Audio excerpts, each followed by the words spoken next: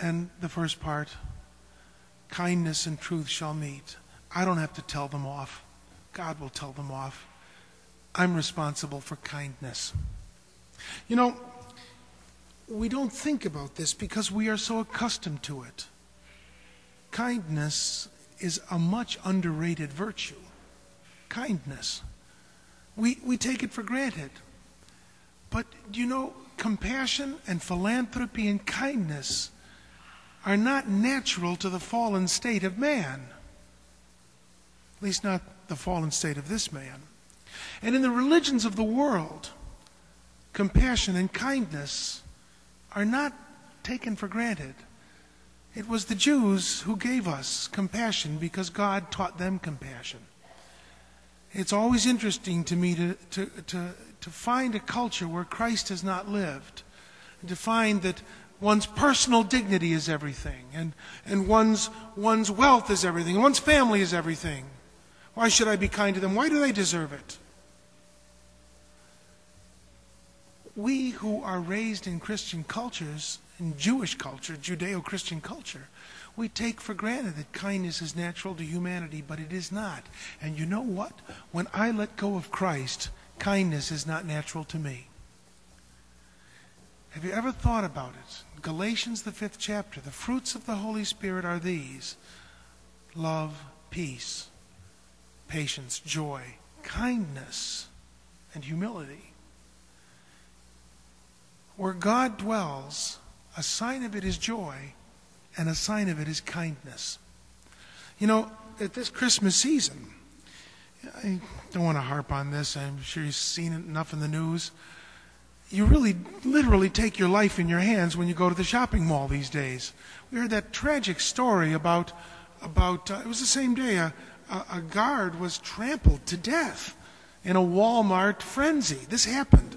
And the same day, 2 people got into an altercation in the parking lot, and both men pulled out their revolvers and shot each other over a fight their wives were having. These things happened. And of course they happen all the time. I don't know if you've been to Toys R Us yet. You take your life in your hands, you know. And of course, it's snowing. Now, I don't think this happens in Skokie, but back in Chicago, people would lose their lives over parking spots. You know, a lot of you have lived in Chicago. There's the old Chicago ritual. You dig out your parking spot and put the kitchen chairs out, to the old kitchen chairs out in the parking spot, and God help you if someone, of course it's illegal, but God help you if someone comes along and moves your kitchen chairs. Well, people lose their lives over those. When we are put to the test, we revert to that fallen state in which justice and peace do not meet, and kindness and truth do not meet.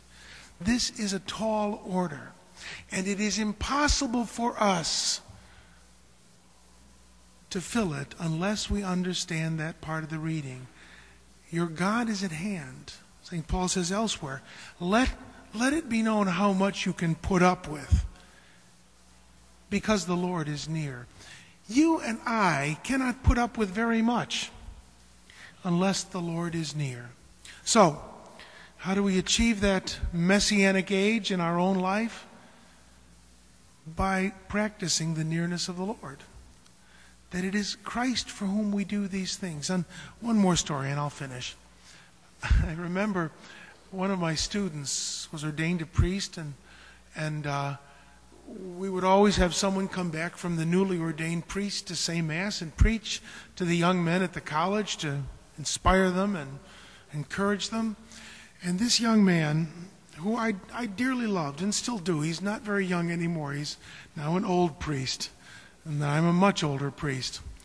Well, he said, it's so great to have a job where everybody likes you. And I thought, oh Lord, I hope he's still a priest 10 years from now. And I used to tell my students, don't become a priest if you want to help people. Be a social worker if you want to help people. Because after a while, people will make you crazy. Isn't that true? You know, everybody makes everybody crazy. Your priest makes you crazy, with his long sermons and his Gregorian chanting, and you make the priest crazy by, well, you don't. You're really very nice. I must admit I've lucked out. But believe me, I've been in churches where they made me crazy. Why should we do this? We do it for the Lord, because the Lord is near. And the Lord asks this of us. Well, that young priest figured out he was doing it for God, and now he's a very fine priest. Well, I said one more story. One more story. You've heard this one. Remember a pastor, an old Pentecostal pastor, who I learned so much from. He told the story that when he was a young man, his congregation was just expanding and expanding. And they needed to build a new church, and so to save a little money, the men of the congregation were going to dig the foundation. This was in Georgia. And it was this hard-packed red Georgia clay, which is harder to work with than stone. You put the pickaxe in it, and you take the pickaxe out, and the clay hasn't moved. And, well, this young pastor decided he'd impress the men of the congregation that he was a regular fellow, and he went down to the diggings and hopped into the trench with them and began to dig with them, forgetting his clerical dignity. Well, they, of course, one by one, all went off and got a cup of coffee. And he's in that trench saying, Lord, these guys, they don't have any respect for the pastor. And that little voice that speaks inside said to him, Bob, who are you doing this for? I'm doing it for you, Lord. I'm doing it for you. He said, well, if you're doing it for me, why aren't you enjoying it? The Lord is near. That's the message of Christmas. Comfort my people. Your God is near. And if you really perceive that, then justice and peace do meet, because there's enough. There's enough to go around. And kindness and truth kiss. Because, well, God will tell them the truth. All I have to do is to be kind. Now, admittedly, especially with our children, occasionally a hard truth with an exclamation point after it is necessary.